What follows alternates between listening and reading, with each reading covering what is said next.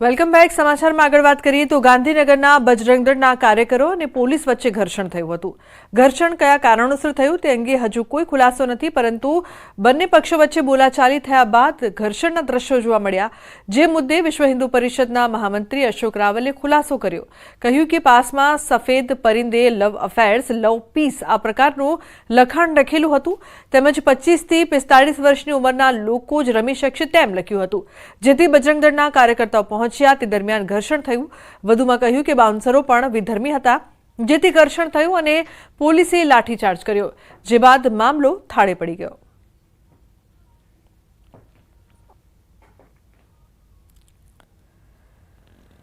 ગાંધીનગરના કેસમાં એવું થયું, આપણા કાર્યકર્તાઓ ત્યાં આગળ ગયા મોટી સંખ્યામાં ત્યાં આગળ, કારણ કે આ જે વાતાવરણ હતું, જે બધું એનું જાહેરાત હતી એ પ્રમાણે એનો 15-20 હજારના ભાવ હતા અને સફેદ કપડામાં જ બધા આવવાનું. એ કોઈ એના પાસ થતા માત્ર ઓનલાઈન બુકિંગ થતું હતું અને એની અંદર અમે એ બુકિંગની અંદર પણ એવું કહેતા કે 25 વર્ષથી 45 વર્ષની ઉંમરના જ લોકો આવી શકે, એટલે બેન દીકરીઓ જે પણ હોય. એટલે માતાજીના ગરબામાં તો એવું હોય કે નાના બાળકથી માંડીને વયોવૃદ્ધ સુધીના કોઈ પણ જઈ શકે, પણ આવી રીતે એને ક્રાઇટેરિયા મૂકેલા. એટલે અમે તપાસ કરવા માટે અમે બધા અમારા કાર્યકર્તા ત્યાં ગયેલા, પણ ત્યાં કોઈ એના આયોજકનું કોઈ ઠેકાણું નહીં, કોઈ જવાબ આપે નહીં, કશું નહીં આપે. એટલે બહાર આપણા કાર્યકર્તા રાહ જોતા હતા અને મેં કીધું ભાઈ એમના અંદર જવા દો. એમાં થોડું ઘર્ષણ થયું. એમાં સિક્યુરિટી પણ એમના જે હતા તે પણ મુસ્લિમ સિક્યુરિટીવાળા હતા, એટલે એની થોડી ઝપાઝપી થઈ અને જ્યારે મોટો કેવો થઈ જાય એટલે પોલીસ પણ વચ્ચે પડી અને પોલીસે પણ દંડાવારી કરી, એટલે એ ઘડીએ ત્યાં લાઠીચાર્જ થયો. પણ પછી કાર્યક્રમ આગળ પૂર્ણ થઈ ગયો. પછી કોઈ આગળ આપણા ગુજરાતની ગરિમા ગરબા પર સ્વામિનારાયણ સંપ્રદાયના સ્વામીએ કરેલી અભદ્ર ટિપ્પણીના ન્યૂઝ 18 ગુજરાતીએ પ્રસારિત કરેલા અહેવાલ બાદ સ્વામી અનુપમ સ્વરૂપના અનુયાયી ભડક્યા છે. ન્યૂઝ 18એ અનુપમ સ્વામી સામે આ અંગે ખુલાસો પૂછ્યો અને તે બાદ કાર્યક્રમ પૂર્ણ થતાં જ સ્વામી અનુપમનો ચેલો ન્યૂઝ 18ના સંવાદદાતા પર ભડક્યો અને ન કહેવાના શબ્દો કહ્યા. સ્વામી અનુપમ સ્વરૂપના અનુયાયીની આ હરકતો ન્યૂઝ 18ના કેમેરામાં કેદ થઈ છે. અનુપમ સ્વરૂપ સ્વામીએ પોતાના બફાટ અંગે બપોરે 1 વાગે ખુલાસો કર્યો અને જેવો કાર્યક્રમ પૂર્ણ થયો તે બાદ ભગવાધારી સ્વામીઓનું પોત પ્રકાશ્યું. ન્યૂઝ 18નો કેમેરો ચાલુ હતો તે સમયે જ સ્વામી અનુપમ સ્વરૂપના ચેલાએ ન્યૂઝ 18ના સંવાદદાતાને અપશબ્દો બોલ્યા. આ શબ્દો અમે આપને સંભળાવી પણ નહીં શકીએ. જે સ્વામીએ નવરાત્રીને લવરાત્રી કહી તે સ્વામીઓના ચેલાએ મીડિયાને અપશબ્દો બોલ્યા. સ્વામીને જવાબ આપવો પડશે કે શું આ ચેલા જેઓ અપશબ્દો કહી રહ્યા છે તો તે આપણી સંસ્કૃતિ છે, તે આપણી પરંપરા છે? એક મીડિયા કર્મીને અટકાવવા અને ત્યારબાદ તેમને અપશબ્દો ઉચ્ચારવા.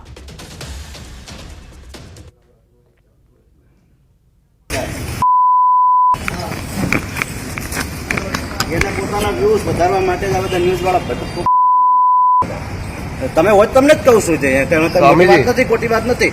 જે વાત છે એ સત્ય વાત તમે કેમ તમે ખોટી કરો છો? એ જે રીતના બોલે છે ખોટું બોલે છે. બોલો એમ નહીં વાત. ના બોલો, હવે તમારે જે બોલવું છે બોલો. મારે નહીં બોલવું. ના બોલો. જે હોય નામ શું છે, જે હોય મારે નહીં બોલવું. તો પછી ઉમનાડો નહીં, તો પછી તમે આ બોલ્યા કેમ? કેવું બોલ્યો? હા કેવું બોલ્યો? કોની જોડે વાત કરતા હતા તમે? હું જેની જોડે વાત કરતો એની જોડે. અરે સ્વામીજી મારી વાત સાંભળો. એ અરે પણ સાહેબ સ્વામીજી આ ગાળો બોલે છે અને હા ભાઈ ગાળું ના એ બોલ્યા, મને જ કીધું, એને મને જ કીધું કે તમે બોલ્યા તો તમને બી યાદ છે વસ્તુ એમ.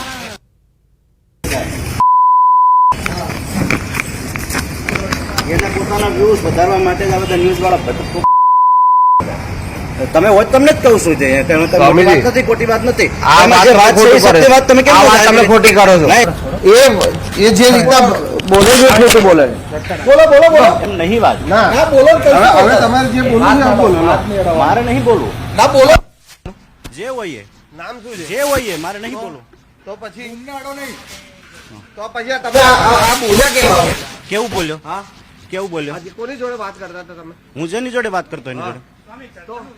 અરે સ્વામીજી મારી વાત સાંભળો.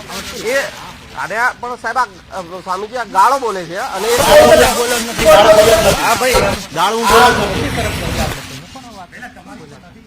ના એને બોલ્યા, મને જ કીધું, એને મને જ કીધું કે તમે બોલ્યા તો તમને બી યાદ છે વસ્તુ. સંવાદદાતા સંજય ટાંક પોતે જોડાઈ ગયા છે. સંજય, એક તરફ સ્વામીજી એવું કહે છે કે આ નવરાત્રી નથી, લવયાત્રી છે, આપણી પરંપરાઓ, આપણી સંસ્કૃતિ વિશે તેમણે જણાવ્યું, આપણે આ કરવું જોઈએ, આ ન કરવું જોઈએ, પરંતુ તેઓ પોતાના અનુયાયીઓને શીખવાડવાનું લાગે છે કદાચ ભૂલી ગયા છે કે અપશબ્દો તો ન જ બોલાય કોઈને પણ, અને મીડિયાકર્મી પોતાનું કામ કરી રહ્યા છે, તેમાં કેમ અવરોધ ઉભા કરો છો?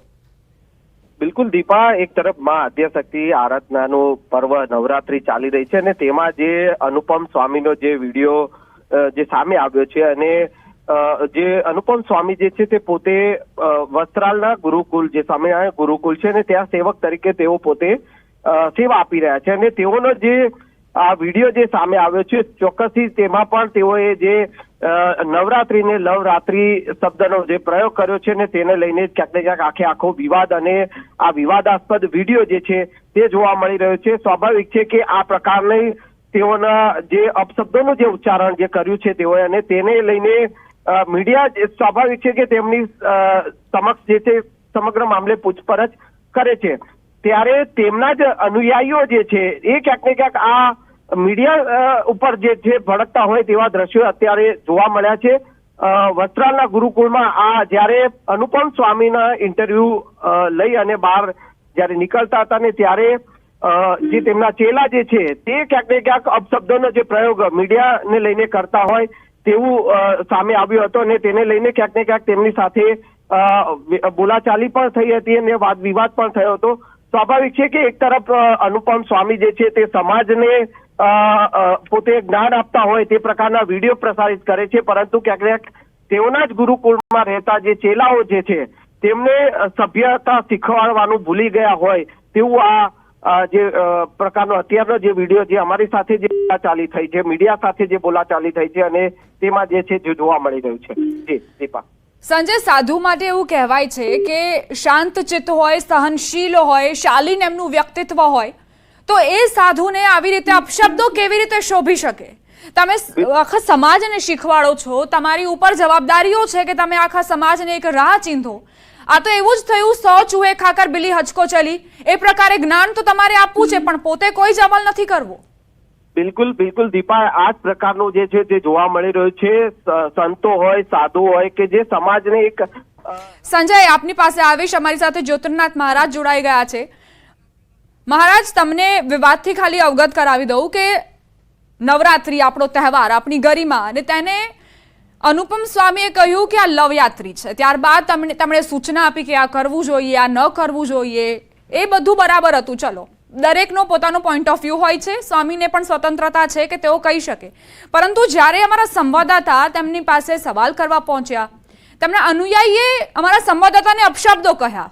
શું આ રીતનું વર્તન એક સાધુને શોભે? પહેલા તો આપણે એને સાધુ કહીએ તે આપણો ગુનો છે. આ અનુપમ સ્વામી નહીં, અનુપમ ઠગ છે. જી, આજે સમાજમાં એમની વિકૃતિઓ જયારે બહાર પડી રહી છે, મેં ચોખ્ખું કીધું કે એમની આંખોમાં પણ વાસના રહેલી છે, એટલે દીકરીઓને સારા સ્વરૂપે જોઈ નથી શકતા. ત્યારે આપણે એમને જયારે પ્રતિક્રિયા લેવા જઈએ કે તમે આવું બોલ્યા હતા, તો એ પછી પોતાનું પાપ બહાર આવતું હોય તો ઉગ્ર જ બની જાય ને કોઈ પણ માણસ ને. આ સ્વાભાવિક એમની દિનચર્યા છે, કારણ કે આ લોકો બેસિકલી સમાજની અંદર રહેલા સામાજિકવાદીઓ છે અને તે લોકો કાયદેસરના દેશદ્રોહીઓ છે, આપણા ધર્મદ્રોહીઓ છે. અમને ક્યાંય સાખી લેવાની જરૂર નથી ને તમારા બધાનો આભાર કે તમે બધાના પડદાફાશ કરો છો. જ્યોતિર્નાથ મહારાજ, તમે શું સંદેશ આપવા માંગો છો આ ઘટના? સમાજમાં આવા લોકોથી ચેતતા રહેજો. આ બની બેઠેલા સાધુઓ, ઘનશ્યામ પાંડેના વંશજોએ આ સનાતન ધર્મની ઘોર ખોદવાની કોશિશ કરી છે. ચાચો અને તમારા બહારને આવે ને તો કાઢી મૂકજો. આભાર જ્યોતિર્નાથ મહારાજ, અમારી સાથે વાતચીત કરવા માટે. અમારા સંવાદદાતા સંજય ટાંક જોડાયેલા છે.